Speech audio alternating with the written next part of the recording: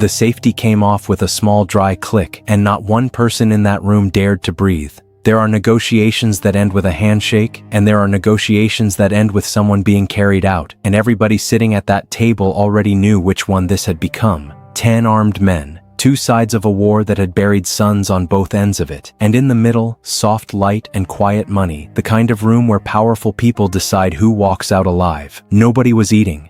Somebody was about to bleed. Seo Taijun did not reach for the gun. He never had to. He ran the Eastern Syndicate the way other men breathe, without thinking, and a man like that learns that the calmest person in a room full of fear is the one who already controls it. He had not lost anything in 3 years. He had made certain of that. Except tonight, he was losing, and the woman making him lose was sitting directly across from the gun without so much as blinking at it. She had just said the one sentence that turned a deal into a death threat, and she had said it the way you say good evening, Tiana Kessie.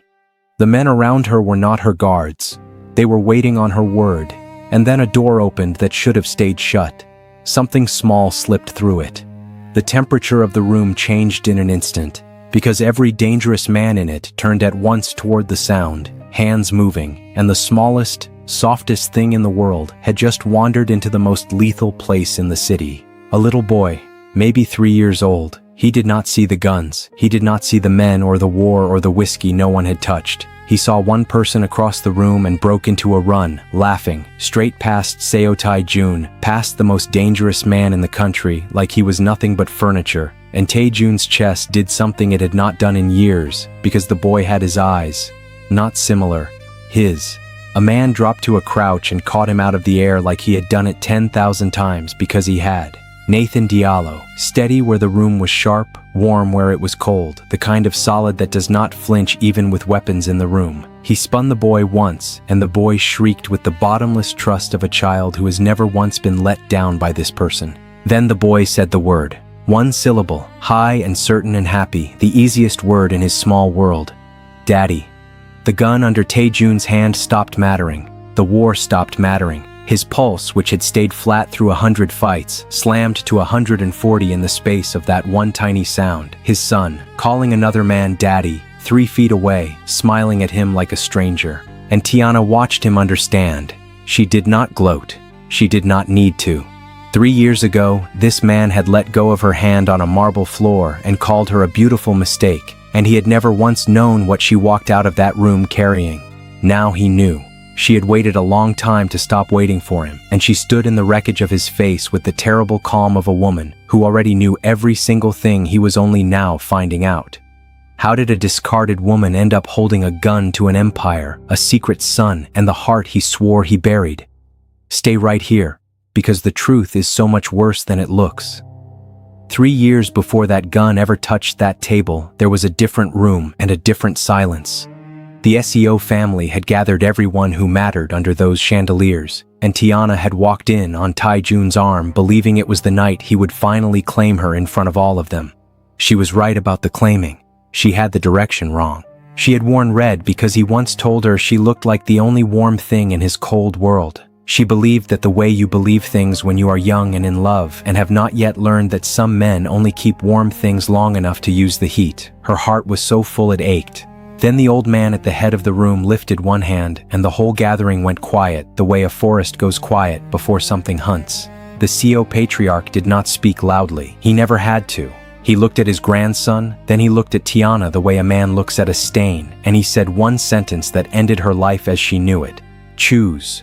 And Taejun, who had faced down men twice his size without blinking, could not hold his grandfather's stare. Something in him had been broken before he ever reached that hall, though Tiana would not learn what for 3 more years.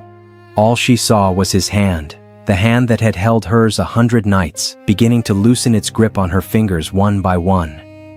Saena-yoon stepped into the gap before it had even finished opening, smooth as water finding the lowest point, because she had always known the gap would open. She slid her hand into the place where Tiana's had just been, and she smiled at the room, and the room approved. Tiana's stomach turned over, not from heartbreak, not yet. From something else she had only just begun to suspect about her own body. He turned to her then, finally, and he said the words she would carry for 3 years, like a knife she could not pull out. "You were a beautiful mistake. You do not belong in my world." His voice did not even shake, and her hand, without her telling it to, pressed flat against her belly where the secret was, the secret she now knew she would never, ever give him. Here is where I need you for 1 second, because this is the exact kind of moment this channel exists to bring you. A woman gutted in a room full of people who chose to watch. If a story like Tiana's is why you are here, tap subscribe right now. It is the only signal that tells us these long nights are landing and that you want the next one even darker. You staying is what keeps these coming. So she did the one thing no one in that hall expected.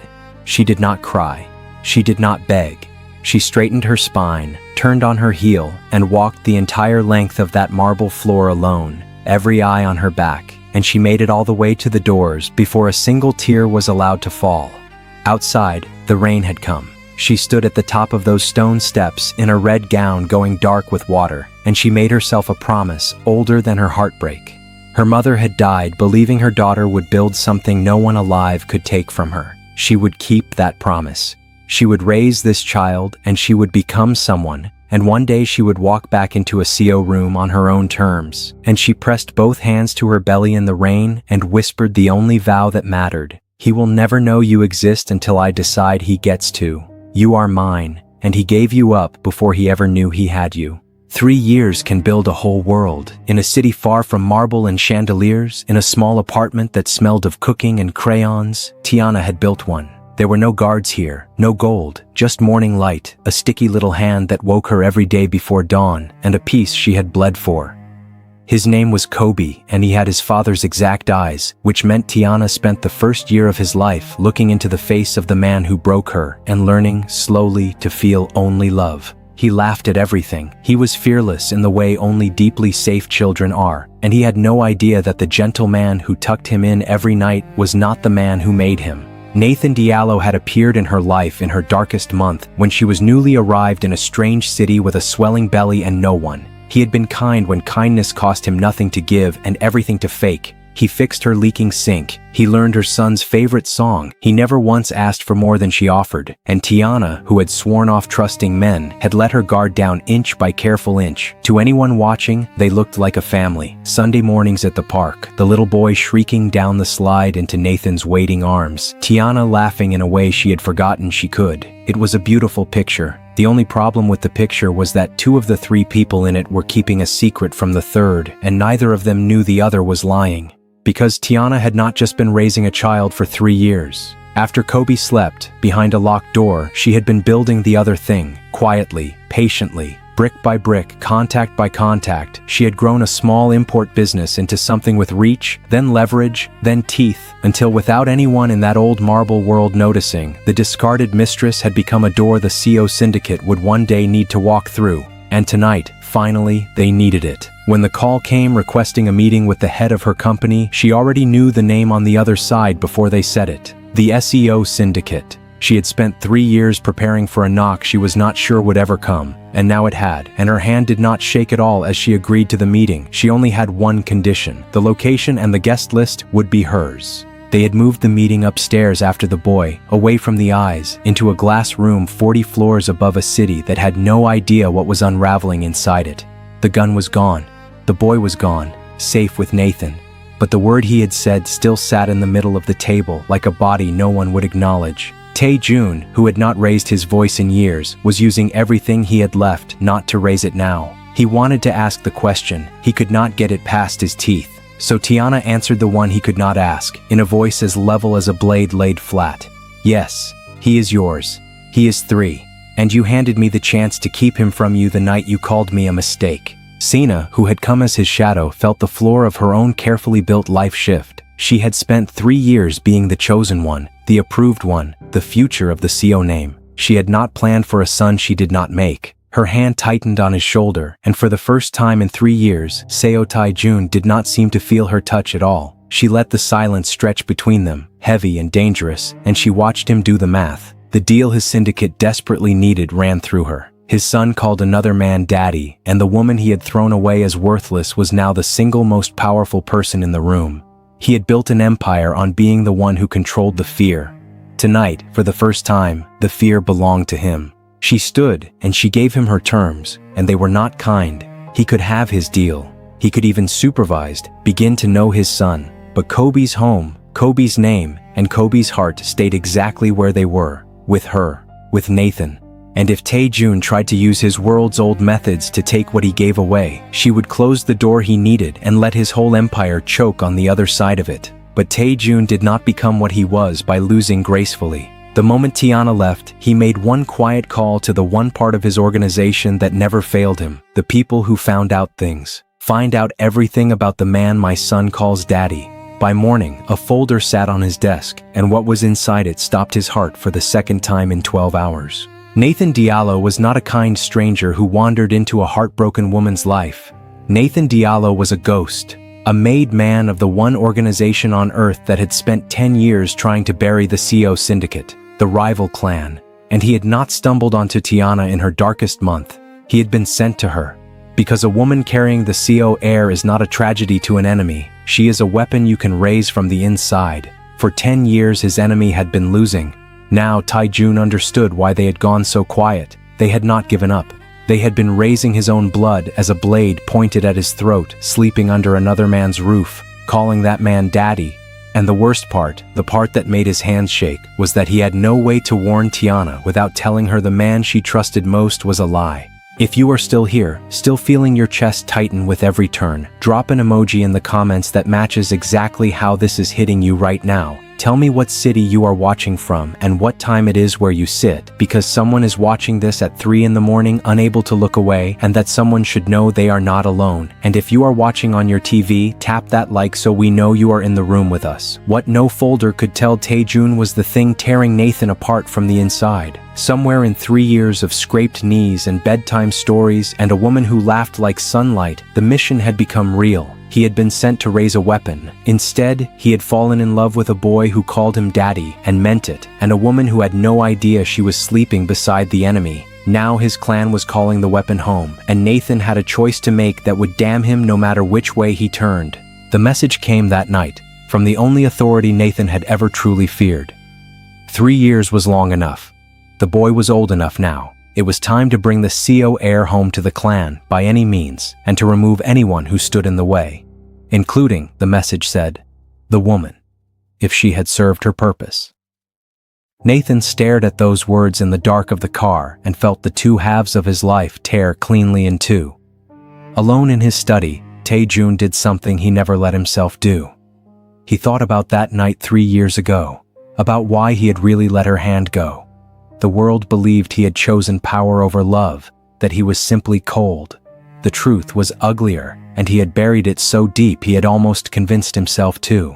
His grandfather had called him in the hour before that gathering. The old man had slid a folder across the desk, just like the one Tae-jun now owned, and inside it was proof, photographs, transfers, a confession that Tiana Kessie was an enemy plant sent to seduce the heir and gut the family from the inside.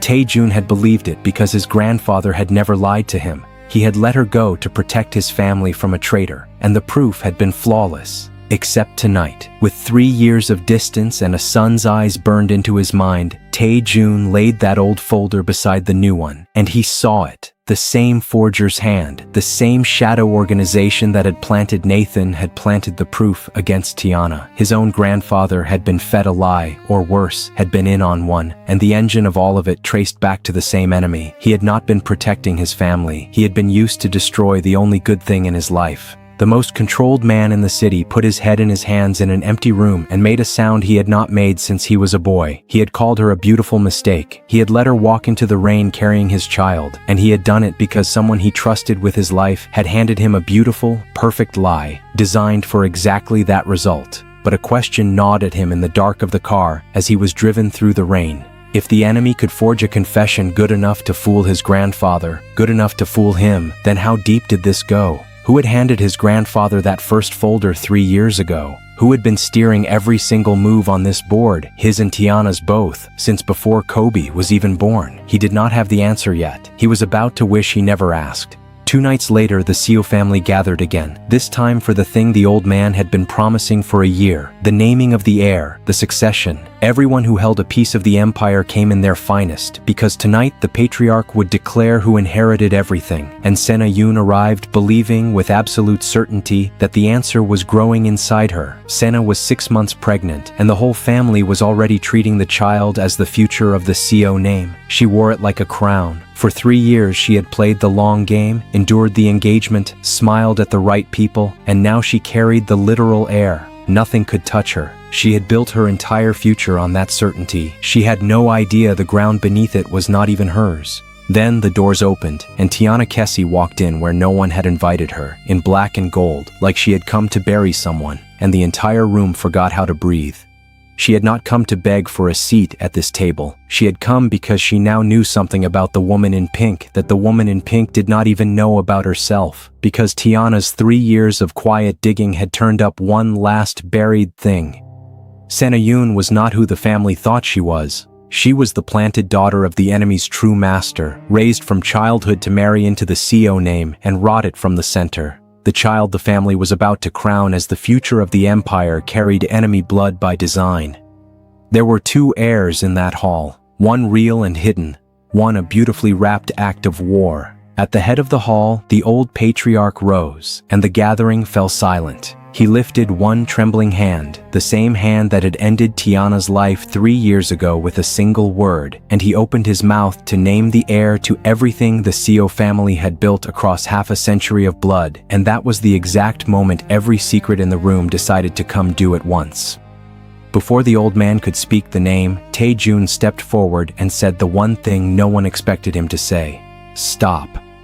He had a son already, a true Seo heir, 3 years old, and the woman the family had cast out as a traitor had been innocent all along, framed by the same enemy now sitting 6 months pregnant in their midst. The hall erupted, and in the noise, 3 different people moved at once. Sena's beautiful mask cracked clean down the middle. 3 years of patience, of playing the perfect bride, gone in an instant. If the old man named a different heir, her entire mission was dead, and her people had given her one instruction for that exact scenario. She lifted her hand to the side of the room where her men were waiting, and she gave the signal to burn it all down. And Nathan, who had been ordered to bring the boy home by any means, made the choice that damned him with his own people forever. He moved, fast, but not toward the exit his clan had planned. He moved toward Kobe, to get him out, to protect the boy he had raised over the mission he had sworn. 2 loyalties, 1 body, and only one of them could win. And in the end, the bedtime stories beat the blood oath. This was the moment the whole room finally saw what Tiana had become. As panic broke loose and powerful men lost their heads, she did not. The discarded mistress moved like the only sober person at a drowning. Her own people, the ones no one realized were hers, folding into the chaos on her command. She had not come unprepared. She never came unprepared anymore. She had one priority in the burning room, and it had soft, dark curls and her enemy's eyes.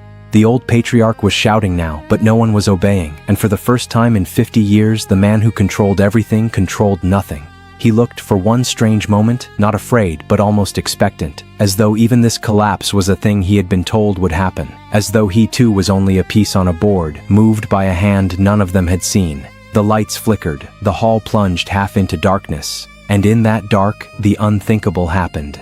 When the emergency lights came up seconds later, the hall was wreckage, and the small spot of floor where Kobe had been standing, the spot Nathan had been fighting through the crowd to reach, was empty. The boy was gone, not hiding, not lost in the crowd, gone. And the 2 people who would have died before letting that happen spun toward each other across the ruined room and saw the same impossible thing in each other's faces. In the wreckage, all the war between Tiana and Tae-jun, all the betrayal and the lies and the years meant nothing. There was only a small black shoe on the marble and a silence where a child's laugh should have been. Nathan stood frozen and white because he knew exactly which people took children, and he knew their methods, and he could not breathe.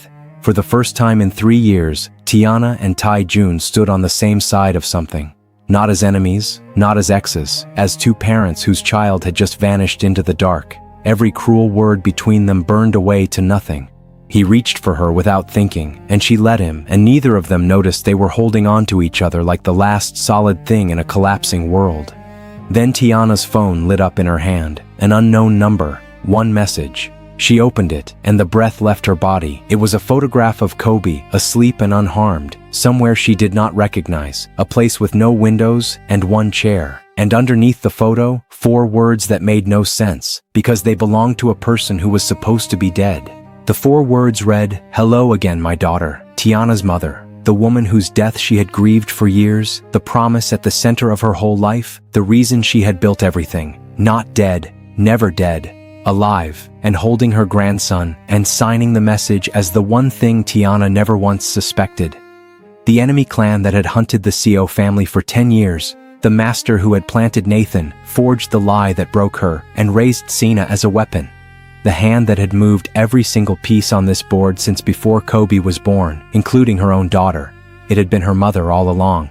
Tiana's face went white. Her lips began to form the name, and before the sound could leave her mouth, the screen cut to black. And that is exactly where the floor drops out from under all of it. If you need to know what Tiana's mother wants, why she faked her own death, and what she is willing to do to a grandson to get it, then comment the words Part 2 right now, and say it loud, because the louder that comment section gets, the faster the next part arrives. Tiana thought she was avenging her mother. She has been working for her this entire time, and the war is only just beginning.